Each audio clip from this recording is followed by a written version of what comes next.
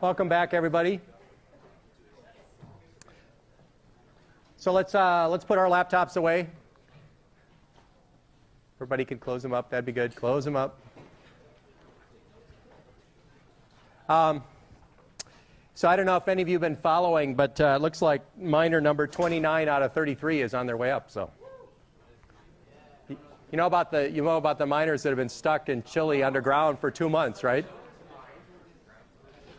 So it's actually pretty cool if you guys get to see any video. They built this shaft and they're kind of transporting them up one at a time, and it's about once every 40 minutes or something. So they're hoping to get the rest of them up today. So there's only 4.5 of them left. So, all right. Okay, settle down.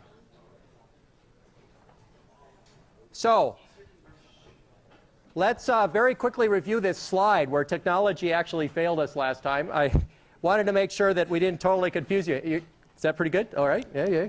All right. So this was a very simple translation example. I just wanted to make sure everybody was with me on the same page. We'll do this very quickly.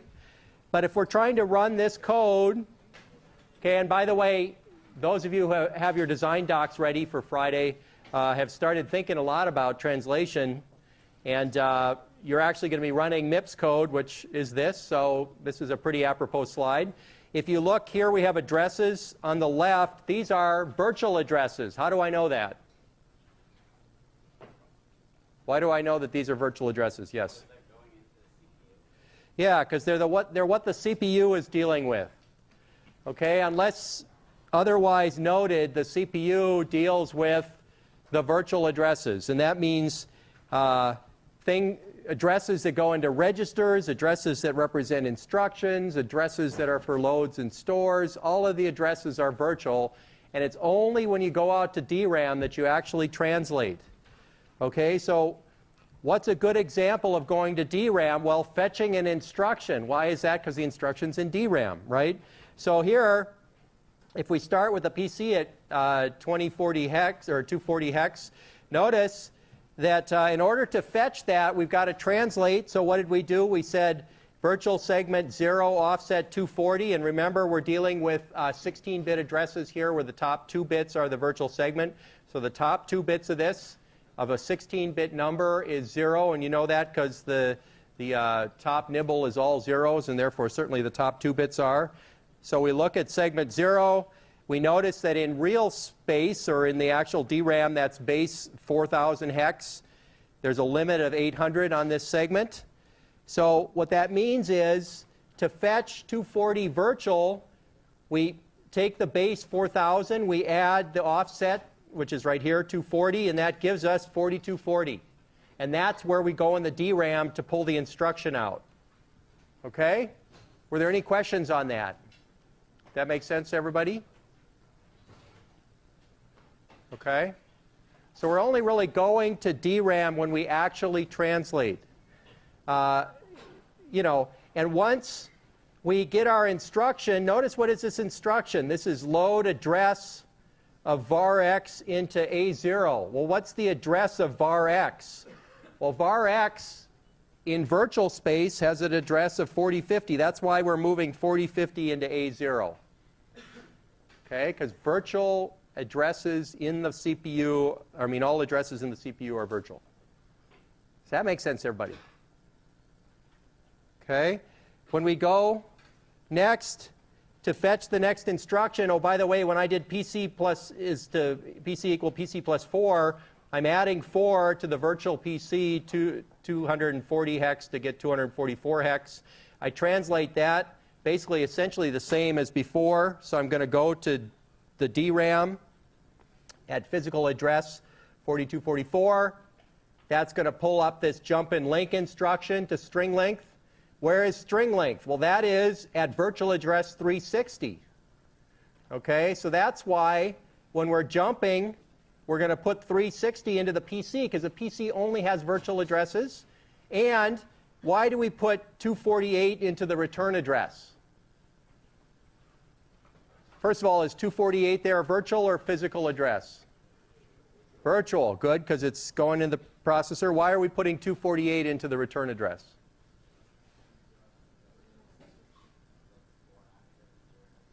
Because that's when we return, we're going to return to 248, which is the instruction right after 244. Okay?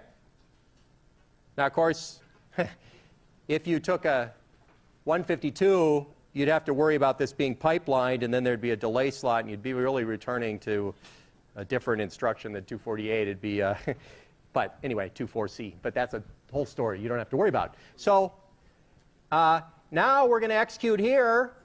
We're, how'd you like that little bit of magic? When you have a pipeline, there's a delay slot after jump and link. But fortunately, you guys don't have to worry about that. So from when we fetch 360, we do a similar translation. Notice how all the instructions are coming out of segment 0.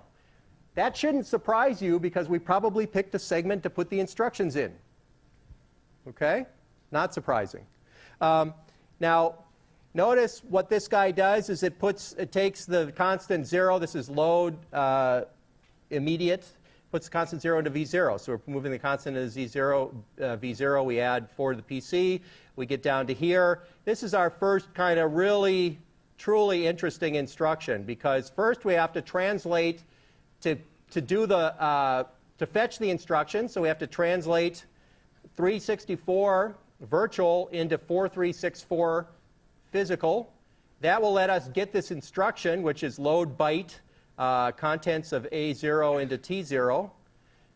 But now to do the load, we got to do another translation because this is a virtual address that's in A0, 4050. To load from it, we have to translate. So what segment is 4050 in?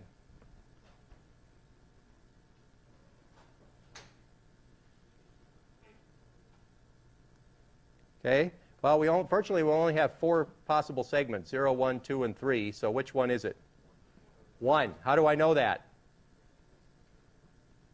How do I know that this is in segment 1, address 4050? Yeah.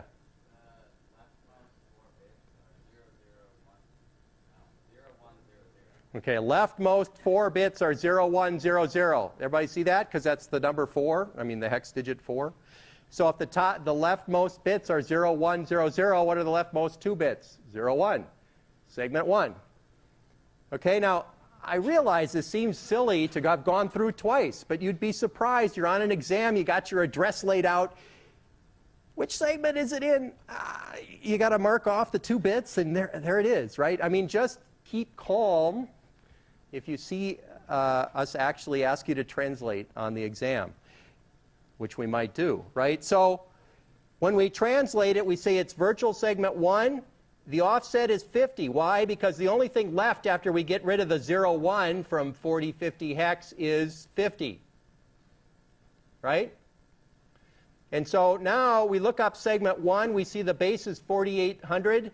Therefore, when we add 50 hex to it, we get 4850, and that's why our physical address is there. And then last but not least, at the very end of the day, we load from physical address 4850 into register T0, and we declare this slide dead. So how are we doing? Does this make sense to everybody? Feel free to ask questions now or forever rest in pieces or something. I don't know. Yes?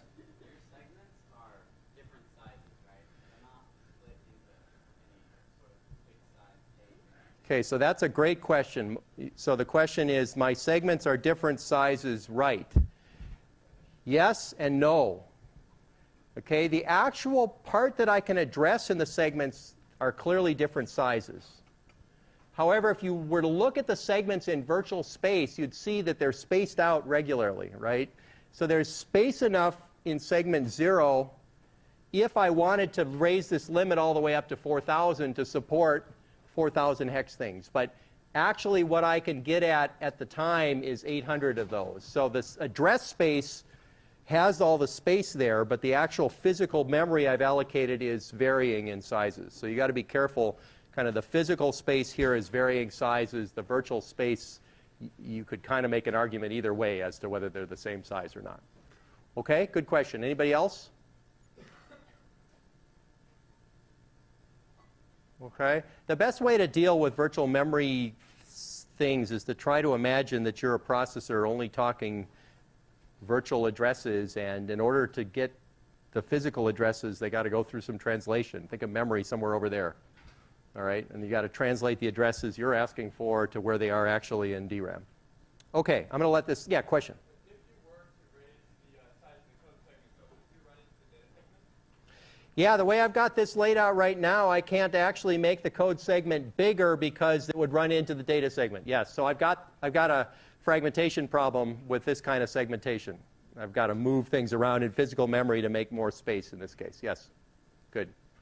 Okay, I don't want to belabor this anymore, but because somebody screwed up, namely Windows 2010 screwed up my animation. This was pretty bad last time. Okay, so after we did that, we kind of talked about a tree of tables, and this was a case where, if you remember now, we've sort of moved into actually having pages rather than segments as our lowest level. And so in this case of a tree of tables, this was kind of one of the more interesting address mappings. And notice the first thing I'd ever do in trying to understand an address is I'd draw out a box like this, and probably even on paper I'd say, well, this offset is so many bits, and so I'd put a number there, and this virtual page is so many bits, and I'd put numbers there to figure out what bit number I'm talking about. Because then you could actually lay your address down there and figure out what bits you're talking about. But in principle, to do page mappings, notice that we just copy the offset to the physical address, and now it's all about taking the rest of the bits, which we'll call the virtual page number, and turning it into a physical page number. In this case, I've taken that virtual piece and I've divided it up into multiple pieces. And in this case, I've sort of one piece as a segment, so I take the first few bits. How many bits are here, by the way? Quick. How many bits of the address? 3. Everybody got 3? Why do I say 3? Log base 2 of 8, right? There are 8 possibilities here. There are only 3 bits. Okay? Okay, so 3 bits. Suppose this is 4K pages. How many virtual pages are left? Well, 4K is how many bits? 12. 3 bits is how many bits? 3. So 12 plus 3 is 15. 32 minus 15. 17. Okay, so that is 100,000 about, right? 130,000. Okay, so 17 bits here. Okay, so we could have a lot of pages. In this case, we have a limited number of pages, but we take this number, whatever it is, use it as an index. Notice that our virtual segment ID gave us a base, but in this double level case, the base is actually a page table base. We take our virtual page number in here. That selects the page number, or selects the page table entry, and we pull the page number out, put it in here, copy it. We've got our physical address. Yes? So there are actually a lot more entries in the second. Well, there's potentially a lot more entries. So be careful about if there are a lot more entries versus potentially a lot more entries, because, in fact, what we do is this limit now is actually a limit of number of pages. It's a and we will check, and if the page table, the virtual page number in this case is bigger than the limit, then we'll get an error.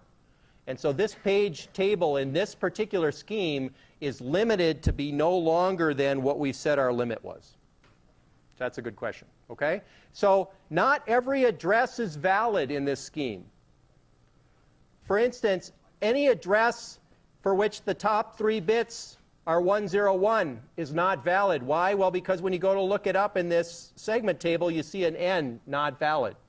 Therefore, 101 is an invalid address. Furthermore, if we take base, so if we have a 2 here, so 010, that's valid once we get past the segment ID, but it's possible that if we have a virtual page number up here that's too big, we're going to be beyond the end, and that will be an invalid address. So a lot of these schemes have sparseness as part of them, where there are holes in the address space, and that's actually kind of a good thing, okay, because we want to be able to grow the heap and the stack separately and so on, okay? All right? And so the last thing we can do here is also check the permissions on the final page, and it's possible that, you know, here we're good to go because we're trying to read and write, but suppose that this was read-only like one of these, then we try to write it, we get a fault, or if it says not valid, we'll get a fault. Yeah, question? So the limits, do they represent the number of pages that Well, the limits are going to represent the number of pages actually in the table. Because you know how many could be by just taking 2 to the number of bits here. Right? So the number that could be is not as interesting as the number that are actually there. So those limits will actually grow as new pages are allocated, or Well, if you were to put more pages into this segment, you could grow this limit. Yes? Okay, yes. so the physical just has 32 bits and the virtual one also has 32? Well, that's a great question. Does the physical have 32 and the virtual have 32? Not necessarily. Okay, often. Not necessarily. And in fact, what's often the case today is the virtual is 64 bits and the physical is 40 bits or 48 bits or something. So that's a great question to make sure you have answered if you're not clear. I mean, if we don't really tell you,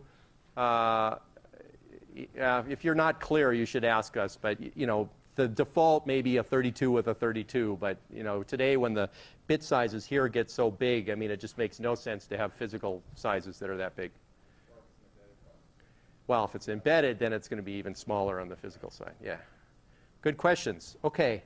So what do we need to save and restore in a context switch? That's always a useful thing to know. Here, in this case, it's kind of the segments are what we're saving and restoring. Because these page tables can happily sit in memory and be left alone. We could have many processes, page tables, all just kind of laid out in memory somewhere. And it's this set of green blocks here that defines what segments a given process have access to. Okay? Any other questions on that?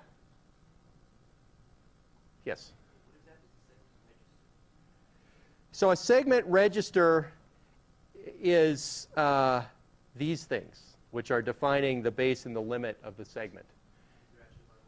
Yeah, so this would be actually hardware in the processor. Now, in something like the x86, the segment registers are actually not, there aren't a power of 2 of them. There are like 6. Okay, and they're defined as part of the state of the processor. Okay, good. So, and then the last sort of 2-level, this was my favorite kind of arrangement because this is a great coincidence of numbers. This is the fact that at a 32-bit space and pages that are 4K, you can do something kind of cool, which is, and this was a 2-level page table, where what defines the process state is a page table pointer, which points at a page. And as long as our page table entries are 4 bytes long, and I'll show you a 4-byte page table entry in just a moment, then we can do the following trick. We divide our 32-bit virtual address space into a 12-bit offset, a 10-bit virtual index, and a 10-bit virtual index. 10 bits is 1,024 entries. Well, that's what you get when you take 2 to the 12th over 4 bytes an entry. You get 1,024 entries. So this 10 bits exactly selects one entry. You take that entry, that points to another page. That another 10 bits selects an entry. You take that out, and the last but not least, you point at the final page. Okay, question? Yes? How does this save memory versus just a huge page table? Is it because, I guess, some of the second-level page tables don't have to be in memory? Yeah, so the reason this is advantageous is because just by marking things invalid at the first level, we can easily get rid of things at the second level. And so we can nicely deal with a very sparse address space where we have some stuff at the top and some stuff at the bottom and leave the rest of these null, and we don't have to have any data for the rest of this, you know, and at worst we're kind of losing a page. So do the rest of them just not exist yet, or are they like on disk kind of? Ah, isn't that an interesting question? Do they exist or don't they exist? Depends. Okay, if you're never going to use them, they don't have to exist. If you're going to use them, they do have to exist. Okay. I'm being a little bit facetious. When I show you the page table format, you can ask that question again if it still doesn't make sense. Question in the back? No. Okay. So Intel actually uses this scheme in the x86. They actually call this a directory rather than a page table, or a page table entry. I like to think of this whole thing as the page table. It happens to be 2 levels, and each one of these entries on either side are called page table entries. I'll show you the format of that. The fact that 4K page size divided by 4-byte entries exactly fits for 32 bits is kind of a nice coincidence, and this is actually used by lots of people. Yes? The last red arrow gives us the physical page number, which points to that blue color. Yeah, you could think, yeah. Where does the offset come into picture? Well, the offset, remember, the way to think about a virtual address is we're never changing the offset, so the offset just gets copied. So in terms of all that we're really doing is we're deciding which of the physical pages in memory correspond to these virtual pages, which you could think of the red as defining virtual pages, the red over here is physical pages. And all we're doing is matching page numbers here to page numbers over here. The offset just represents where we are in the page.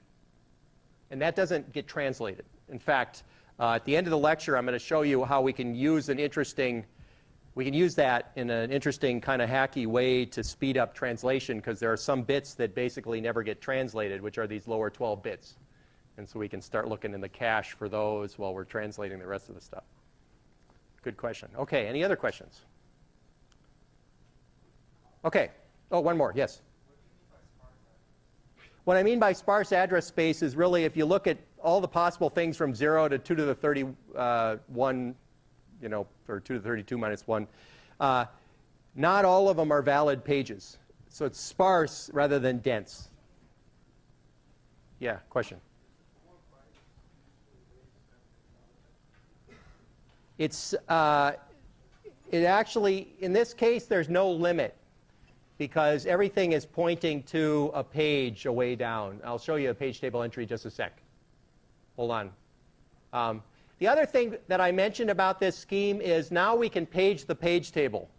So what that means is I can actually mark entries here as invalid and have part of the page table out on disk, so that a reference may go to this first level page table, page fault, go into the kernel, load this part of the page table in, fix the page table, retry, go to the first to the second, then page fault here, pull the page in, go back, retry, 1, 2, got my page. Okay, so we could actually page out the page table and the pages.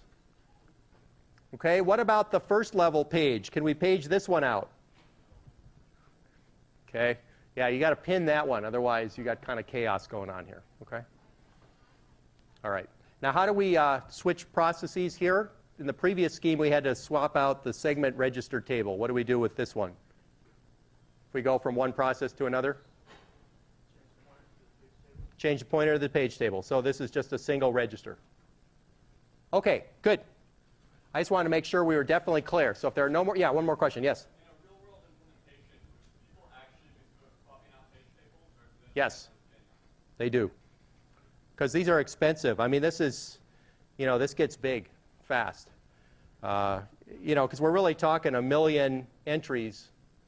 Or we're talking 1,025 pages represent the page table, and then depending on how many processes you've got, if you've got hundreds of those, that's potentially a lot of page table space. And not everything's running all the time. So, yeah. Okay. Good. Yeah, question?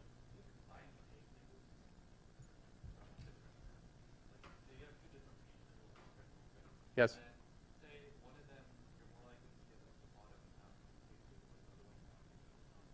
Okay. Yeah, you can't compress and merge page tables like that. I mean, so if you've got sparseness at some level, it really represents entries that are marked invalid, and there's pretty much.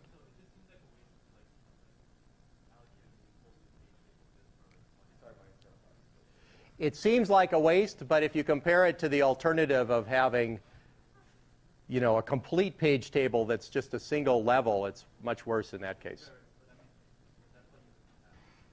No, I know. Well, I'll be happy to chat with you afterwards about compression schemes. Maybe it's possible, but mostly they don't, because this is all done in hardware, so they want to keep it simple. Yes?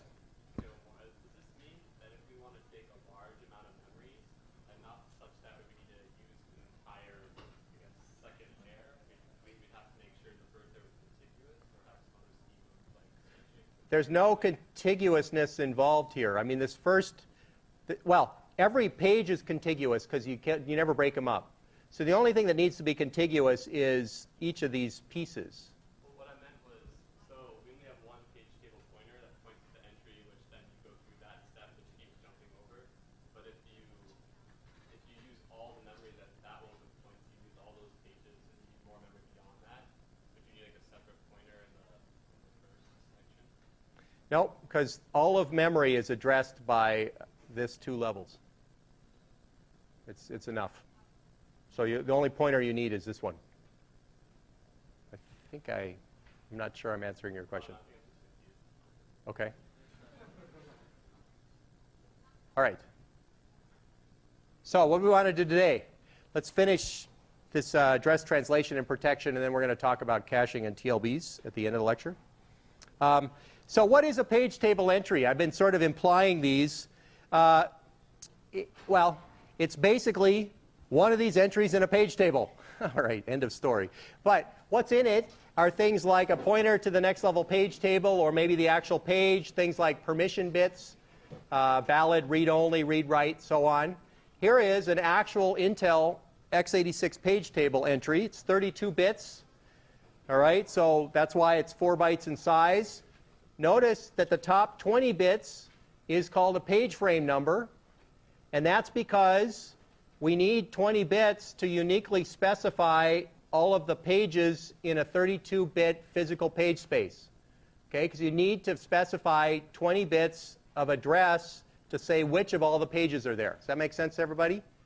Because a page is 4K, so we take the 32-bit address space, divide out the 4K. What we've got left is 20 bits worth of address as to which page it is.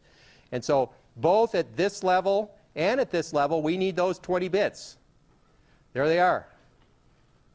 Okay? Now the question might be, what's the rest of the bits? Well, there's a valid bit. Okay, now Intel, I have been making a little bit of fun of this term because they like to rename things other than everybody else. And so rather than a valid bit like everybody, they call it the present bit. But all right, same idea. There's the writable bit, which says you can write this page. There's the user accessible bit, which says the user's allowed to use this page. Okay? There's a couple of things for caching, which we're not going to go into a lot of detail with, but they have to do with whether you can cache it all or whether you write through in the cache, and that's if you're using memory to do I/O. I'll mention this again when we get into real I/O. This is an interesting bit. This bit gets set as anytime the user accesses the page. Turns out when we start talking about page replacement algorithms in the clock algorithm, you'll see why accessed is useful. Dirty says whether the user's modified the page. That'll also be useful for the clock algorithm. And then the last thing, which is kind of fun for the Intel case, is they have this L bit. And if L is 1, then there's only a single level page table. And what that first level is pointing to is a 1 megabyte page. Okay, go ahead. So what is the overhead approximately per time of resetting this access list? Because you obviously when you access it, once it's flipped, then it never gets flipped again. So you need someone else to actually reset it after X amount of time to say it's access list. So what's the cost time overhead of doing this? So this is just a few instructions to the memory management unit. So you're saying the processor does this is not something that is... Well, I'm saying the processor algorithms running in the kernel reset it, and the hardware sets it. And you only reset it infrequently. So what you need, you really want the hardware to set it, because that's what you want it to be a low overhead operation, but resetting it you do in software. We'll talk about that when we get to the page replacement algorithms. Okay, question. Sorry, what was the L again? L is large.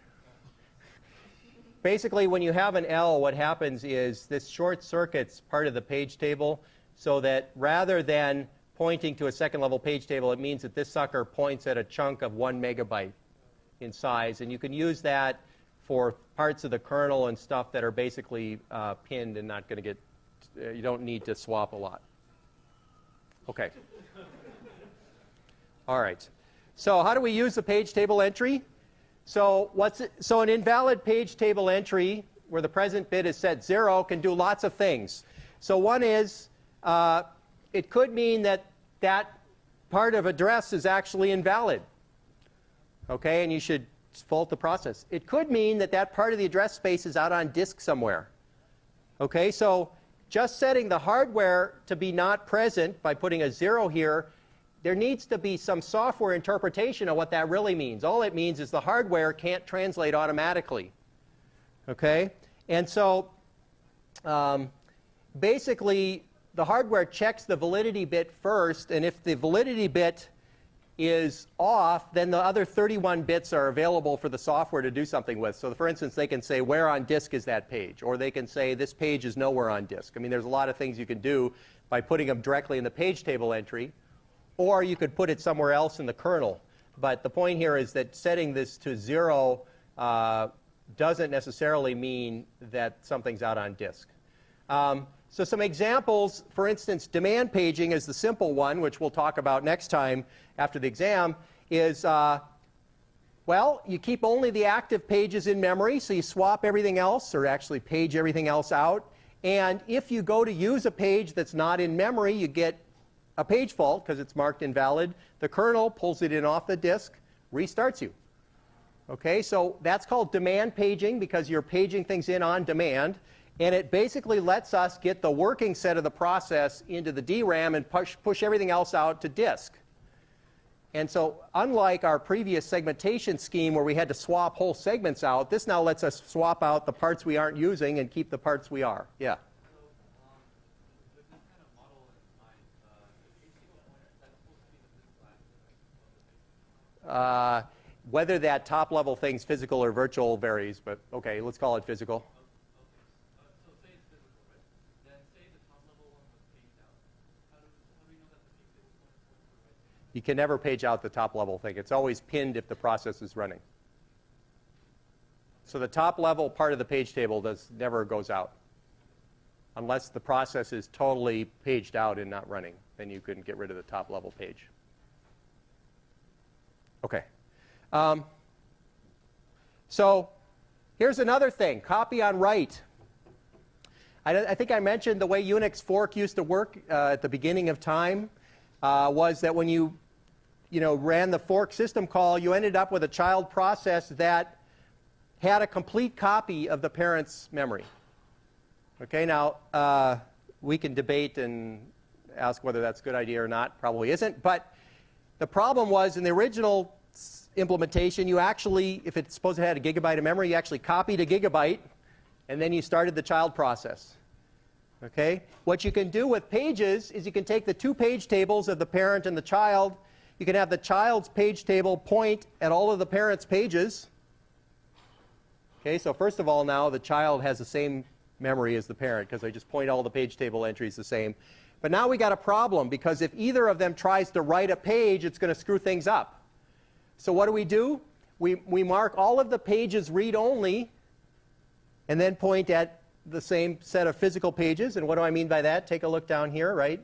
This is so both parent and child would have a similar page table that all pointed at the same pages at the tail. We mark everything read-only, and as soon as any of them write, either the parent or the child does a write, we page fault because it was marked read-only. Now the kernel makes two copies of just the page that was modified. It's called copy on write, and it allows us to sort of on demand selectively make only copies of those pages that are actually different. Okay? Does that make sense to everybody? Question? Sorry about the heat. Another idea, and this is quite useful as well, what you'd like to make sure when you give new memory to a new process that it doesn't have things like old passwords in it and stuff, right, from the previous process. So typically all pages are 0 that are handed to a process. But rather than taking all the time up front to 0 a bunch of pages that they may or may not use, 0 fill on demand is what you do when you allocate the pages, but you set them all invalid. The moment they try to either read or write them, they get a page fault. The kernel zeroes a page, hands it back to them. Okay, so just by playing with these bits in the page table entry, we can do all sorts of stuff. Okay? More than just demand paging, which is kind of the obvious thing that you might think of. Okay, any questions on that? Are we good? Now, so how is this translation accomplished? Typically, there's a piece of hardware called the Memory Management Unit, MMU. Virtual addresses come out of the CPU. MMU translates them to physical. So what exactly happens inside the MMU? Well, presumably, kind of what we've been simulating in that first slide, right? So there's actual hardware in many cases that traverse the tree.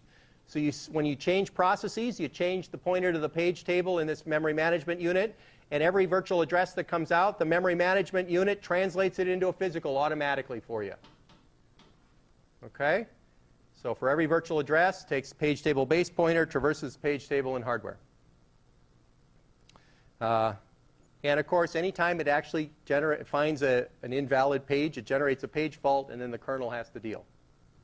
Okay, now fortunately, you guys don't have to deal with page faults yet. That'll be project 3. Okay. So the pros of this is it's very fast. Okay. Cons are it's kind of inflexible. So if you have a memory management unit that knows about a tree of tables, then you can't do an inverted page table with it because the hardware doesn't know how to do that. Okay? So an alternative is actually to do all the translation in software.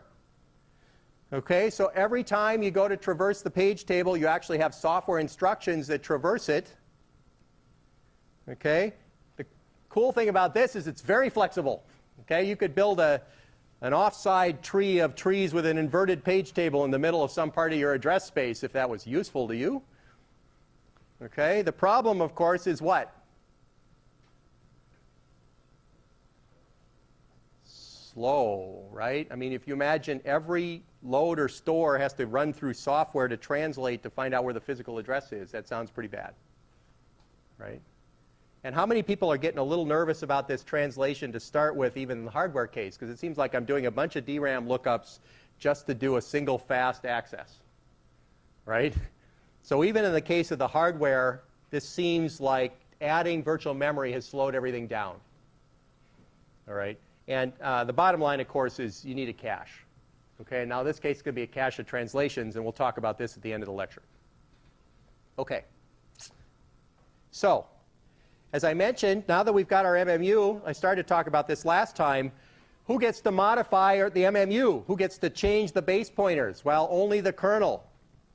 Okay, and so that's where we have to have at least 2 modes, kernel and user. And this is basically how we, we have some things are running in only kernel mode, and only those instructions actually get to modify. And this is how we protect. Okay. I did mention that. Yeah, go ahead. You say at least 2 modes. Are there other modes? What would they be? Yeah. So, for instance, as I think I mentioned a couple times, I wanted to say again, the Intel processor actually has 4 modes or rings of protection, and so in theory. 0 is the highest level, and 3 is the lowest level. But you can actually arrange so that those 2 intermediate levels represent intermediate protection between 0 and 3. Mostly those 3 modes were put in as a military spec on minimum kind of levels of security. But you need to have actually 4 levels. Most people that do non-military kernels tend to use only 2 of the levels. They use 0 and 3. Okay. If you're wondering who gets to set the page tables when you have 4 levels, you can have a scenario where something at level 2 maybe can set level 3's page tables. That's not used very often, but in fact, it's probably not supported natively in the normal x86. But you could imagine coming up with a scheme like that. But we're not. That's off. More complicated than we need to go through. So we have at least 2 levels. And what about going from kernel level to user? So one thing we could ask is, in a kernel's creating a new process, what's going to happen? Well, you've kind of gotten to see what creating a new process is about, right? You're doing that. Clearly, you've got to allocate and initialize some sort of control block, which is the page tables for the address space. You got to pull the program off the disk and store it in memory somewhere. You have to allocate all of the actual translation table entries, point them at where your code is, Okay, possibly point at statically initialized data, so your COF format can have instructions in it, it can have data, okay, potentially it can have constants. And then to actually run the program, you have to set up the machine registers to set the translation and set the registers going, kind of like we talked about before. The only difference here from what we did many weeks ago is we're starting to put the translation table initializing as part of this. And then we switch to user mode and start running. Okay, now notice there really is nothing sophisticated there from a protection standpoint because we're already running at kernel mode, so the kernel could do anything it wants. It's going to set up some translations, and then it's going to lower its privilege to user and run. Okay, and that's important that before we actually start executing the user's code, we lower to user mode. Okay, because otherwise we defeat all the purpose of our protection. How does the kernel switch between processes? Well, we're running at user mode. How do we switch?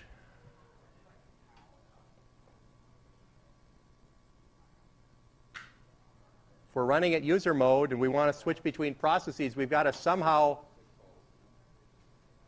Well, okay, so maybe the user program executes a syscall to get us at kernel mode. All right, but unfortunately, that's kind of like executing yield. So what else do we want to do maybe? Yeah. Timer interrupt. What's the timer interrupt do? The first thing is it's got to go into kernel mode. Okay, so interrupts clearly go into kernel mode. That's right. So, and once we're back in kernel mode, then it's a simple matter for the kernel to change all the translation state. Okay? Good. Now, it's the other direction that's kind of interesting. We want the user to get into kernel mode. We mentioned interrupts a moment ago. We'll come back to those. But this is using this asylum analogy. We really can't let the inmate out of their padded cell except very carefully. And so how does the user program get back into the kernel? And this is where we mentioned system calls. And it's kind of interesting. I have to discuss system calls several times throughout the term before people actually catch the significance. You could think, on the one hand, a system call is a voluntary procedure call into the kernel. All right, that's not very profound until you start thinking about the fact that the user is initiating something that's going to happen in kernel mode. And we got to be very careful about that. And so it's not like we can let the user turn on the kernel mode bit and then start executing code. Why not? Because they could turn on the kernel mode bit and then screw the system up.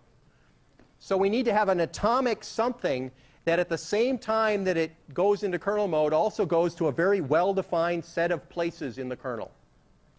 So that there is a call interface that's been previously set up by the kernel, and that's only those particular interfaces that the user gets to use, and those are called system calls. And what does that look like? It's actually a special software instruction, typically called trap or syscall.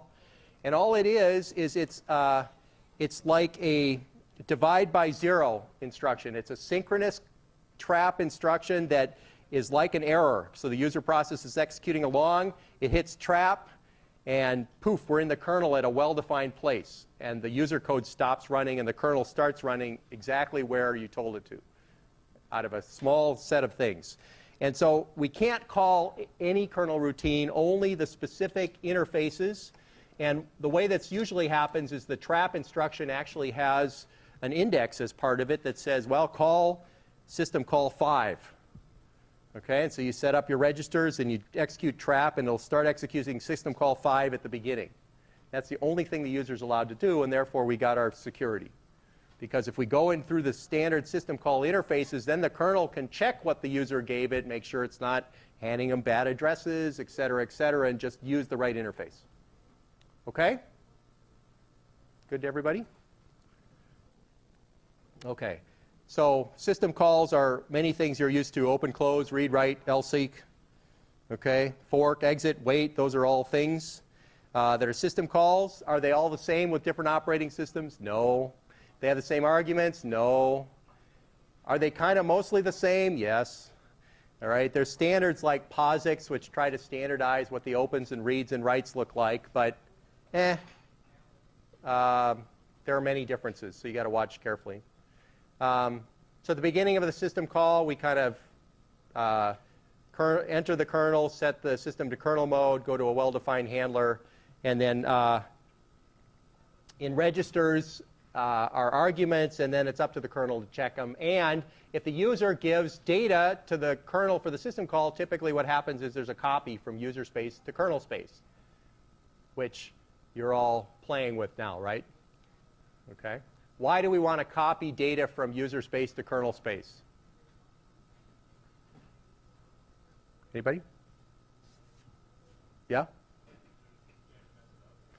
Yeah, it's all about making sure the user can't mess things up. Another thing it may be about is whether the user's pages are pinned when you're in the kernel or not. So if the user sort of gives you some data and then the kernel starts executing, maybe that data will go away because it goes out to disk. And so you got to make sure it's copied into the kernel so it won't go away.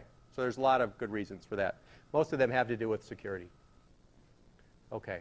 Now, I want to just move on to administrivia, and then we'll come back to traps. Huh? Yes? We have a whole bunch of these different, like, special magic areas. We've got this page tables that the hardware knows about. We've got these system call traps where the hardware kind of knows where they are. Yep. How does, where are all these things defined? Are there registers saying page table start here and system call start here? Or, like, how does the hardware know where to go? So the question is kind of where are all these special tables? So in the case of page tables, the memory management unit has registers that the kernel sets. And so the current base pointer for the current page table is set by writing these registers. In terms of where are the kernel trap routines, oftentimes they're fixed. They're like, trap 0 is at a well-defined part of virtual kernel space. So you can't even move it. It's like the bottom of the space. And that's fixed by the hardware. Yeah, it's fixed by the hardware architecture. Now, there are a few, let me think. I don't know. I'm not thinking right offhand. There may be an architecture or two where there's a register where you can set that, but they're usually often fixed.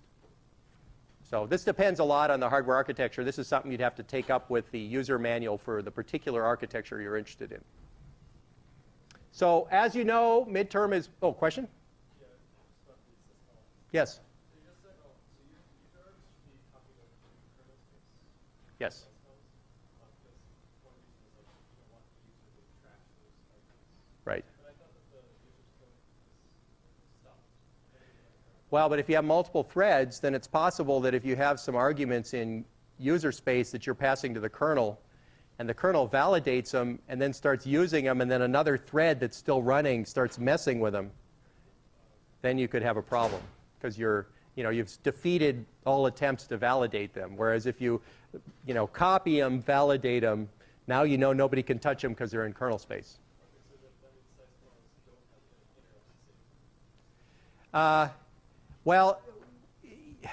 the interrupts. Some syscalls try to run atomically without interrupts happening, but mostly unless they're running at very high priority, they have interrupts on. Yeah. Yes?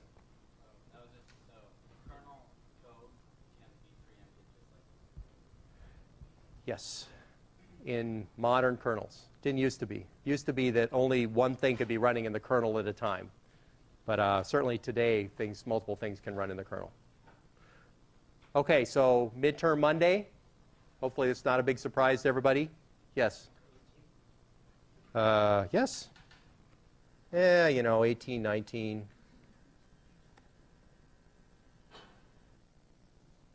What's kind of funny is these only vary plus or minus a day from year to year sometimes. But anyway, yeah, it's this Monday rather than a Monday a year ago on the 19th. It's from 6 to 9 p.m. at 155 Dwinell.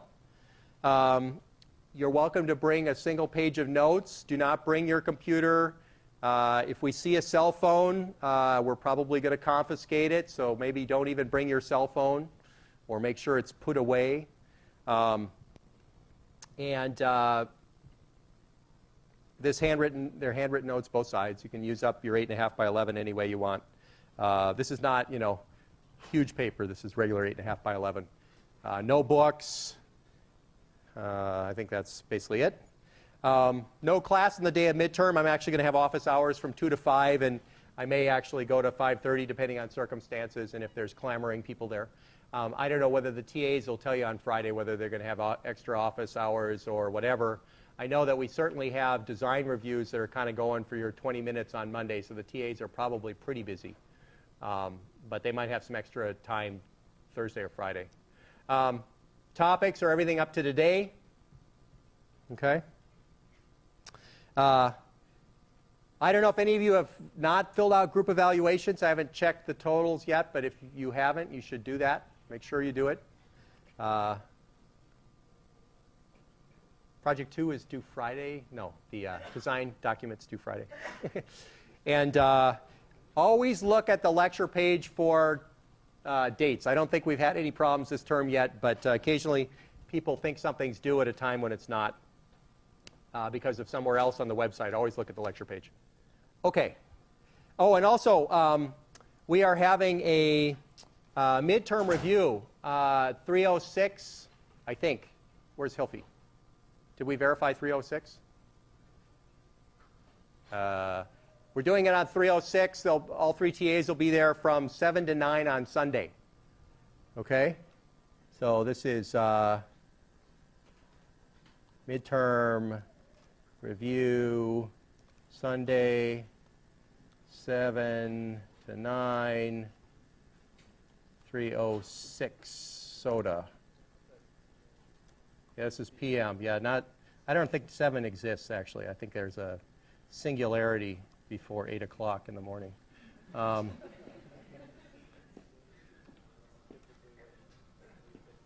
Okay, good. And if you haven't told me that you can't take the exam on Monday yet for some reason, make sure you, it may be too late, but if you can't, you should make sure to justify it somehow. Let me know why. Okay, any questions about midterms or Administrivia? Okay, so what I want to do is I want to finish up one last little thing here, and then we'll take a break. So one other way to get user to kernel, which I mentioned, was exceptions, both interrupts and traps. And so a system call is actually a special type of exception. It's a trap instruction. It's often called a software trap, syscall instruction, whatever, but it's actually an exception. It's basically something that can't execute, and so it traps into the kernel to a special handler. It's just like divide by 0 or something else, okay? It's basically as bad as that. Other types of synchronous exceptions, you know, divide by 0, illegal instruction, bus error, bad memory. Page fault is a good synchronous exception, right? There's an example where you try to do a load or store at page faults. You got to stop, right? The user code can't run. The kernel's got to run. Okay? Interrupts are an example of asynchronous exceptions. Notice synchronous exceptions kind of happen in line in the address or in the instruction stream. These are things that basically the instruction stops because you can't go any further. Asynchronous exceptions basically aren't tied to particular instructions. You know, the instructions are executing, and at some point an interrupt comes in, and you know, you stop running and go do the interrupt. Okay, so timer, disk, network, these are all examples of asynchronous exceptions. You can disable interrupts, but you can't disable traps. Why? Well, because when you hit a bad point in the instruction stream, you got to stop. Okay, does everybody see that difference between synchronous and asynchronous? So on any of these types of exceptions, system call, interrupt, etc., hardware enters kernel mode with interrupts disabled, saves a PC, jumps to appropriate handler. Some processors save all the registers for you, but you may need to save them if you've got a processor that doesn't. And then you're in kernel mode, okay? And are there any questions on that? Yeah. Where does the processor save the registers? That depends on the processor. Presumably it's saving them to your stack or something like that. But oftentimes what happens here is the hardware saves a couple instructions or a couple of pieces of state like the PC and stuff that you couldn't do in software anyway in a well-defined place, and then the interrupt handler gets a kernel stack and then saves the rest of the stuff on the kernel stack. So that's a more detailed what actually happens. Yeah. When you have something like hyperthreading and you get an asynchronous exception, how would you handle like flushing out the pipeline? Well, I mean, the simplest thing is you just sort of stop fetching instructions and just wait till it's drained. You know, in principle, although most people don't implement this, with hyperthreading, you could actually have the interrupts start as a thread kind of on top of the rest of them and just kind of merge its instructions in. There aren't too many processors that do that, unfortunately. But so usually what happens is you just stop fetching, what's in the pipeline drains out, and then you start with the interrupt handler. Okay. So if you actually look at the MIPS ISA, which you may deal with, it's kind of interesting. There's actually this interface called coprocessor 0, which is used by the kernel code to actually measure or to read things like what was the cause of the exception. So there's a special register 13 in coprocessor 0 that tells you what caused the exception. And what was the PC where the exception happened.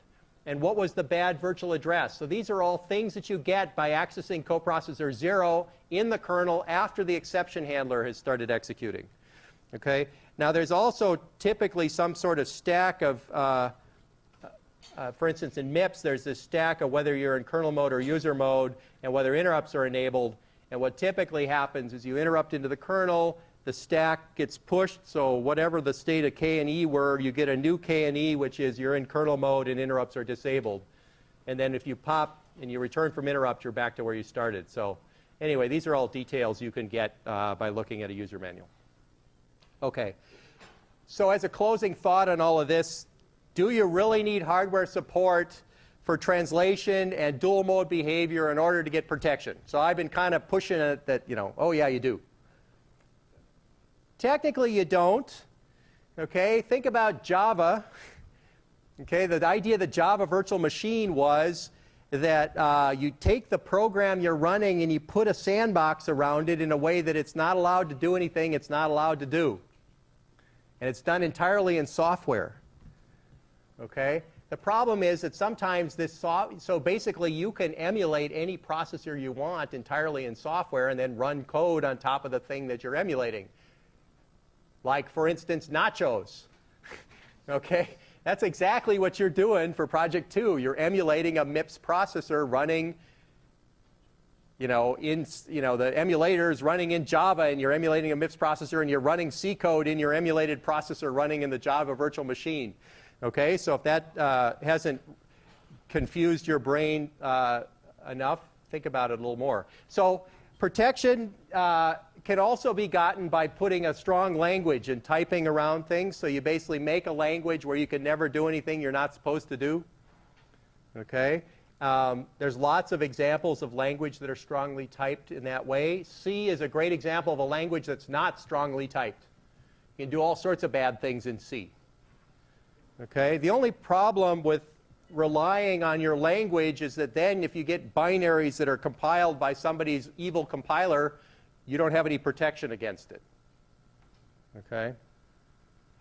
And so basically, the fact that people build virtual machines entirely in software should be kind of interesting to you guys. And VMware is certainly the one that was best known for this. And the idea is they take the code that you're protecting against and they dynamically compile it into code that doesn't do bad things.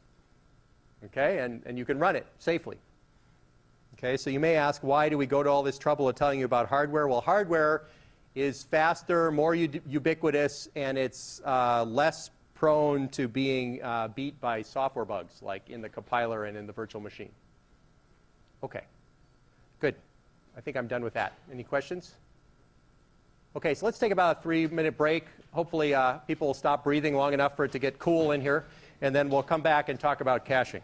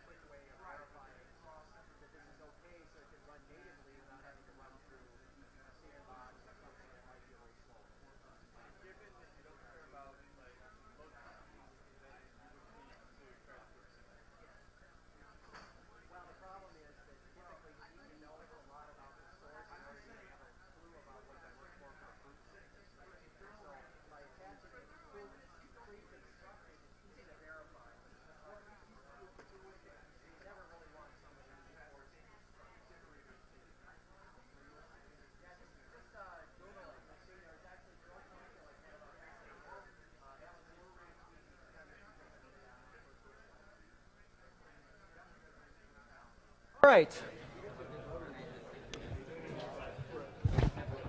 Now that we're revitalized and somewhat cooled down, you guys must have stopped breathing or something, which is good.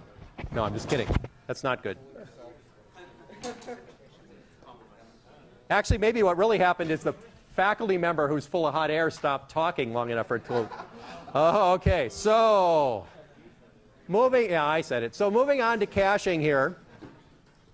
So the idea behind a cache, which you got from the first day you were students in this department, probably, at least in 61C, probably A as well, is something that, it's funny, we find that even seniors don't always get it, so we got to mention it many times. But a cache, that's not, by the way, I didn't get it either when I was an undergraduate. A cache is a repository for copies that can somehow be accessed more quickly than the original. That's the simple idea of a cache. And I like this image of a desk. It's sort of, you put all the things you need quick access to on your desk, and then when you're done with them, in theory, you file them so that you have space for other things. Some of us tend to just get piles. But anyway, the key thing about a cache is to make the frequent case fast and the infrequent case less dominant. So the frequent case, hopefully, is that it's on your desk. Okay, the infrequent case is you got to go to the file cabinet and get something to put it on your desk. Okay, so that's about the cache. If it turns out that most of the time you're getting up to go to the file cabinet, what's the point of having the desk in the first place? Okay. Now, when I teach 152, I like to joke that everything in computer architecture is a cache. Okay, which is kind of true, because you can cache pretty much everything: memory locations, address translations, pages, file blocks, file names, network routes. I'm focusing this on OSs, of course. But pretty much, if it takes any time to compute something, there's a cache involved somewhere to try to speed that up. And it's only good if the frequent case is frequent and the infrequent case is not too expensive. Okay? And if either of these two are violated, the cache doesn't help you. Okay? And you can say that an important measure is the average access time is kind of the hit rate times the hit time plus the miss rate times the miss time. Okay? What do we know about hit rate plus miss rate? Hopefully equal to 1, right? Okay. So assuming that our hit rate is high enough and that the miss rate is low and the miss time is not too big, then this number is low. And it's much lower than it would be if we always had to go off and do the miss time. Okay, that's the simple idea here.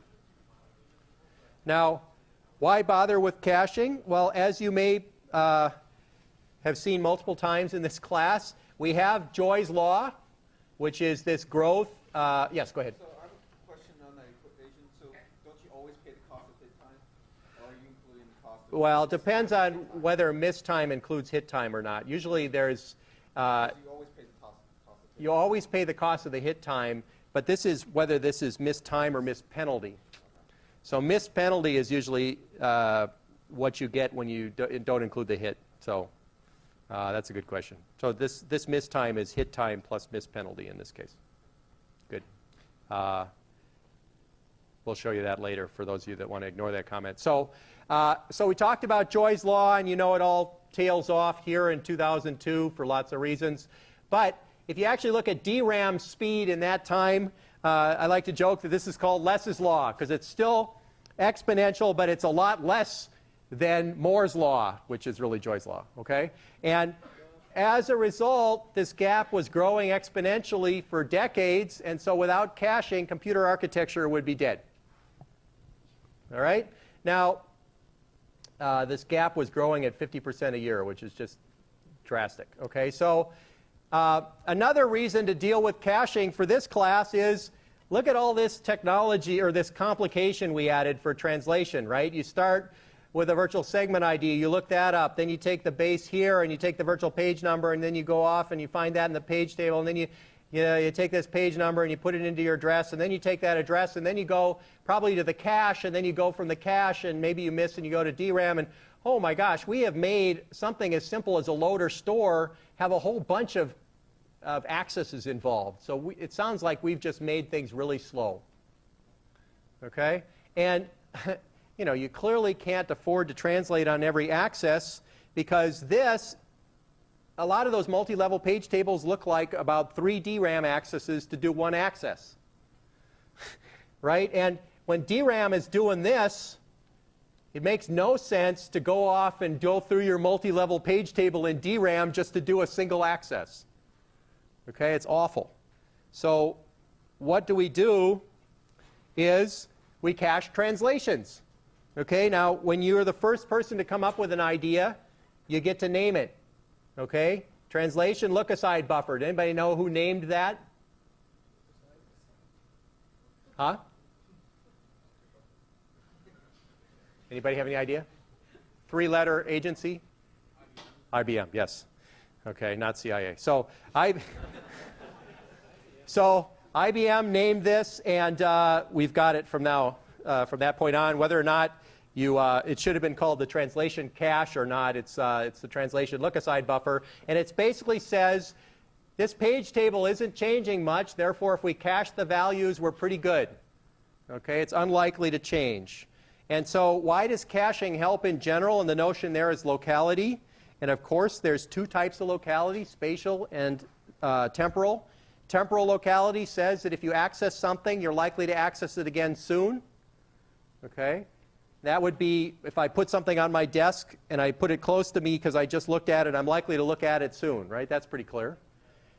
Spatial locality says that if I look at something, I'm likely to look at something close to it soon. That's like going to your file cabinet, grabbing a whole file folders full of stuff. I may look at the first page, put it down, but then I'm likely to look at another page in the same folder. Okay? And of course, we can put multiple levels of cache. So the processor may have a request in the first level cache that may get satisfied, and if that misses, it may go to lower level memory, which could be a second level, third level, fourth level cache before it actually gets to DRAM. Okay? In the case of TLBs, oftentimes there's only one level there, but you can actually have multiple levels of TLBs as well. So the modern memory hierarchy in CPUs today are basically trying to take advantage of locality to make it look like you have as much memory as you could put in the cheapest and slowest technology with the speed of the fast, small technology. Okay, so for instance, registers are small and fast. Tape, big and slow. Okay, so the idea here is if you're really caching across all these levels, you want to make things look as fast as registers with the speed of tape. Okay, now the only way that could possibly work is if as you use things, you migrate them up in the hierarchy so that it's faster and faster to get at them, point A. And point B, there better be enough locality to make that worthwhile. Because if you spend a bunch of time fetching something up in the first level to only use it once, then you've just wasted time putting stuff into cache, and you probably kicked something else out that was useful. Okay? All right, so this is all 61C for everybody, right? Does this sound familiar? Good. Now, there are actually, Berkeley is kind of famous for the 3 C's, because Mark Hill, when he was a PhD student, hold on a sec. When Mark Hill was a PhD student here, he said, gee, there's 3 sources of misses. There's compulsory, capacity, and conflict, and this caught on. The compulsory misses are the fact that it's not in your cache because you've never seen it before. You've never gone to even bring it in. That's a compulsory miss. A capacity miss is I go to look on my desk, it's missing, but I had it there before. Why is it not there now? Well, my desk isn't big enough, so I pushed it off the desk. Okay, the capacity of my desk wasn't big enough to hold it, so I missed the second time around. And then finally, a conflict miss basically has to do with the fact that only certain values can go in certain places in my cache. Okay, if the associativity is direct mapped or two-way set associative, a conflict miss could be that it's not there anymore after I look at it because the associativity is too low, and I'll show you what that means in a second. Finally, there is a fourth one. I often call this the 3 C's plus 1, which is coherence misses. And coherence misses are very easy to understand. You got 2 processors in the system. The first one reads a value, and it's in its cache, and it's happily using it. The second one writes it. Okay, what better happen is after that write happens, it better kick it out of the first person's cache, otherwise they're seeing an old value. Okay, so that's actually a coherence miss, because the next time I go to look, it's missing, and it's not there because cache coherence forced it out. Okay, so this is a model of where misses come from in caches, and it turns out that while it's not perfect, it's usually a very good way to analyze any caching situation. When you're starting to miss in the cache a lot, you can say, well, which type of miss is causing this, and what can we do about it? There's another type of caching, which we'll get to after the exam next Wednesday, which is paging. Okay, and that's basically this level here where we treat the disk as a cache on, or excuse me, treat DRAM as a cache on the disk. And when we're paging there, we'll have a lot of questions about why do we miss? Why is something not in memory when it should be? And that'll be a different, we'll have to analyze the sources of those cache misses. And that will lead us to the clock algorithm and so on. Okay. Any questions on these? So how do you find a block in a cache? Well, this is going to look familiar to what was in the earlier part of the lecture. Once again, you lay the address out and you start dividing bits up. Okay, you guys are going to get good at this by the end of the course. But in this case, we typically have the full address is divided into a block offset, which looks an awful lot like a page offset, but is typically only a few bits, like 5 to 7. There's an index, which selects the set, and a tag, which is used to decide whether you're in the cache or not. So the index is used to look up things in the cache. The tag is used to actually see whether it's there or not. And a block is sort of the minimum quanta of caching, just like a page was the minimum quanta of paging. Okay, now the easiest way to see this is what's a direct map cache.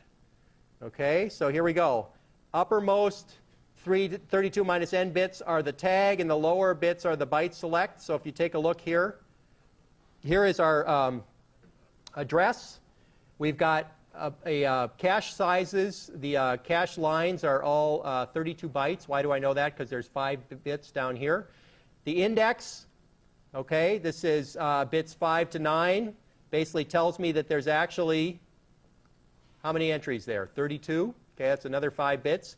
And then the top remaining bits, okay, so we got 10 bits down here. How many are up here?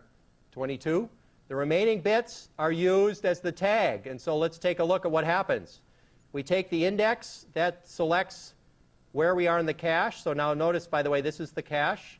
And every cache line has 32 bytes in it because we have a 32-byte cache line. And it's got a tag and a valid bit. So the index says which one to look up. We check the tag. If what's here matches the bits that are in the tag, then we know we have a cache hit. If they don't match, we have a miss. Okay? So we look up the index, we check the tag. If it matches, then we've got 32 bytes, which we can select based on our byte select. Period. Okay? If it misses, then we got to go to the next level of the cache.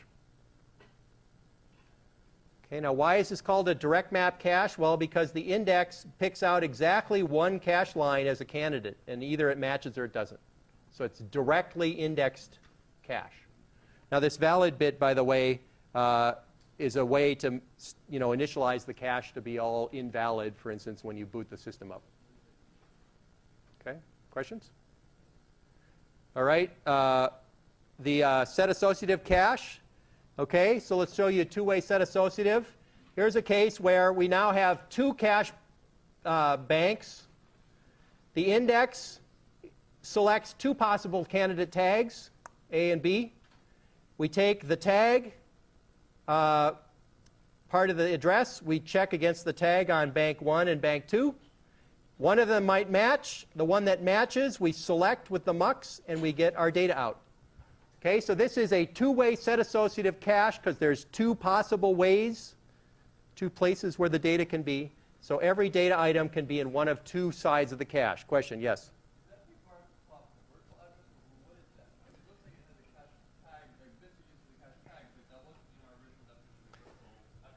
Okay, so is this set of 32 bits here a virtual or physical address? Depends. Great answer. It depends on whether we go to the cache before or after we translate. If we go to the cache before we translate, that's a virtual address.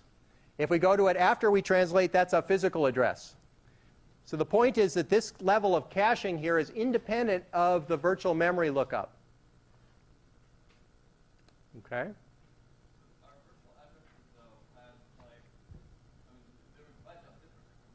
They were divided up differently, and these are two completely different divisions on the same bits or different bits, depending on whether it's virtual or physical address. Yes, question? Why would you cache virtual addresses? Because if you had a cached virtual type, wouldn't you then still need to go back and look up where your virtual address actually points? And then So the reason to cache virtual addresses is for speed reasons. Since the processor deals only with virtual addresses, you just go directly to the cache and look it up, and you're good to go. And the only time you have to go to the page table is when you cache miss.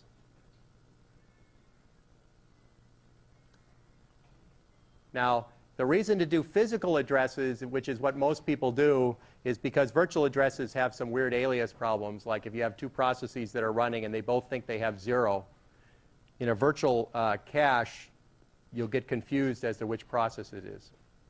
Okay, question, yes? Just like invalidate all the entries and switch? Yep, you'd have to invalidate. We'll talk about that next time. Good. So let's just finally look at fully associative cache. So here's a case where, notice there's no longer an index at all in a fully associative cache. Why is that? Because every cache line is compared in parallel. I take the tag, I check it against every cache line. The one that happens to match is the one that I use. Okay, now, notice the direct map has limited place where an item could go. So every address can go in exactly one place in the cache. That is fast. But we get more conflicts, because if two things happen to map in the same place in the cache, they'll kick each other out. And that's where we get conflict misses from. If we have a fully mapped cache, we will never have conflicts, because the only time we ever kick something out of the cache is if we don't have enough space, not because of a conflict. Now, why is it that we don't have fully mapped caches everywhere in the system? Yes? Yeah, this is expensive from a space standpoint, because there's comparators everywhere. Okay. All right. So just to wrap this idea up here, here is a simple address space. We're interested in block number 12. We have a very simple 8-byte cache. Okay? If it's direct mapped, what we do is we take 12 mod 8, and that tells us which cache line it can go to. Why do I say mod 8? Well, that means I got rid of the low 3 bits, right? The low 3 bits are